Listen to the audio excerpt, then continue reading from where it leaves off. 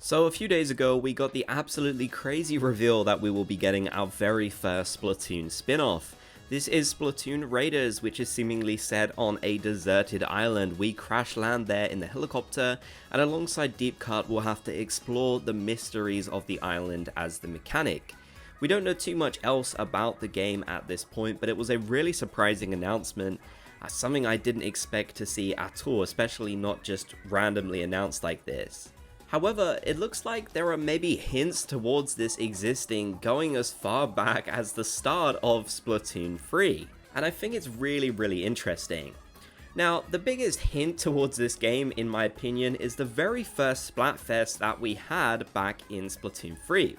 The theme for this was, what would you take to a deserted island? With the options being gear, grub, and fun, with gear ultimately winning the event.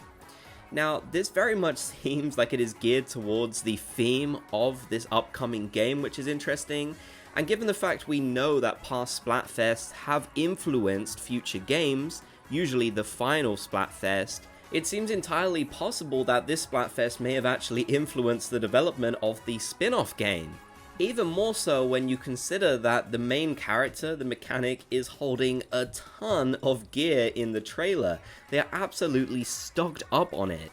So it definitely seems like, at least in part, this Splatfest and the result had some sort of influence on the development of this game, which is really cool to think about.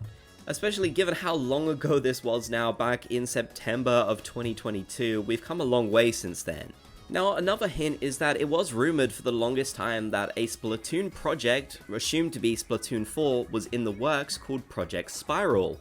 And here, this adventure is set on the Spiralite Islands, which honestly just cannot be a coincidence. It has to mean that that project was this Splatoon spin-off rather than Splatoon 4. Now, I'm sure Splatoon 4 is still in development. Nintendo would be working on this sort of thing for years and years. But right now, that clue seems to lead more towards this spin-off game, which would make more sense. It is really cool that there have been some hints out there all along as to what this spin-off game would be about, and really we had absolutely no idea. But now we finally have the first full confirmation of its existence and the trailer, and there's just so many questions to ask about the game. I'd be really curious if the gear result has even more consequences than we perhaps might expect. But for now, it certainly does seem to be playing at least some part. Let me know your thoughts down in the comment section below. I'd love to hear what you have to say. If you made it to the end, be sure to comment Splat Gang so I know you did. If you enjoyed, leave a like and subscribe and turn on notifications for more.